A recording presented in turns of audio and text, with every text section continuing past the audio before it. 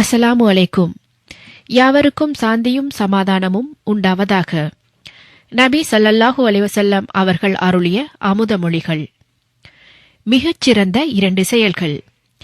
இஸ்லாத்தில் சிறந்த செயல் எது என ஒரு மனிதர் இறைதூதர் ஸல்லல்லாஹு அலைஹி வஸல்லம் அவர்களிடம் வினவியதற்கு, நீர் பிறருக்கு உணவளிப்பதும் நீர் அறிந்தோருக்கும் அறியாதோருக்கும் சலாம் கூறுவதுமாகும் என்று பதிலளித்தார்கள். விளக்கம்: உணவளிப்பதையும் சலாம் கூறுவதையும் இஸ்லாத்தின் மிகச்சிறந்த செயலாக இந்த நபி மொழி எடுத்துரைக்கின்றது.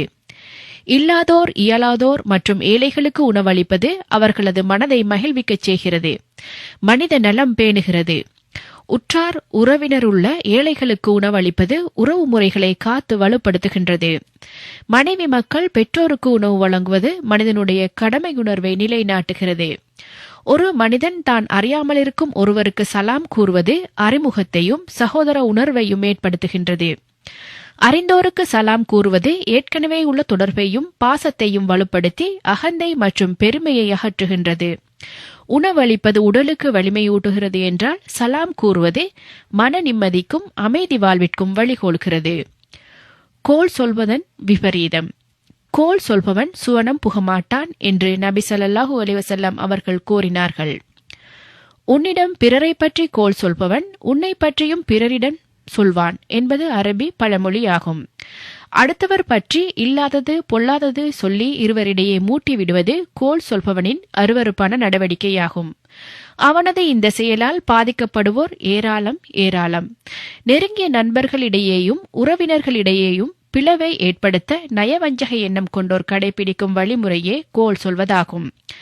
இறை நம்பிக்கையாளனிடம் இப்பண்பு வந்துவிடக்கூடாது என்பதற்காகவே இப்பண்பை கையாள்வோர் சுவனம் புக மாட்டார்கள் என நபி அவர்கள் உறுதிபட கூறினார்கள்.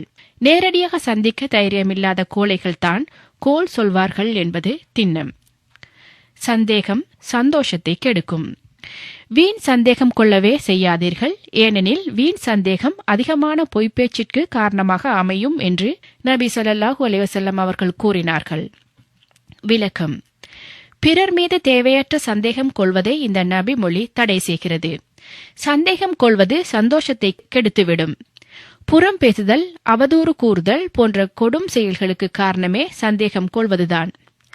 விசுவாசிகளே, அதிகமாக சந்தேகம் கொள்வதை தவிர்த்துக் கொள்ளுங்கள், ஏனெனில் சில சந்தேகம் பாவமாக உள்ளது என்ற திருமறை வசனம் சந்தேகத்தின் கொடூரத்தை எடுத்தியம்புகின்றது.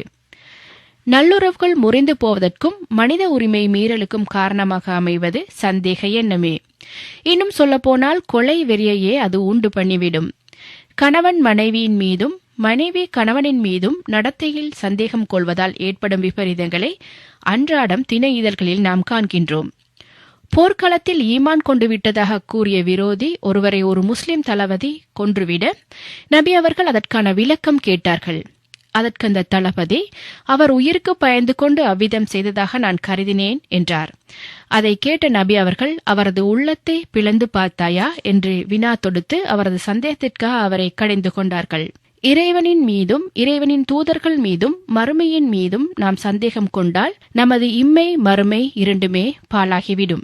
எனவே சந்தேகம் தவிர்த்து சக மனிதர்களுடன் சகஜமாக பழகுவோம். தேவையின்றி மூக்கை நுழைக்காதே. ஒரு மனிதர் தனக்கு தேவையில்லாதவற்றை விட்டு விடுவது அவரது அழகிய இஸ்லாத்திற்கு கட்டுப்பாட்டிற்கு எடுத்துக்காட்டாகும் என்று நபி ஸல்லல்லாஹு அலைஹி வஸல்லம் அவர்கள் கூறினார்கள். விளக்கம்: தேவையற்ற பேச்சு நடவடிக்கைகளில் ஈடுபடலாகாது என்பதே இதன் கருத்து. அவற்றினால் பிறரது நலன்கள் பாதிக்கப்படும் என்பது திண்ணம்.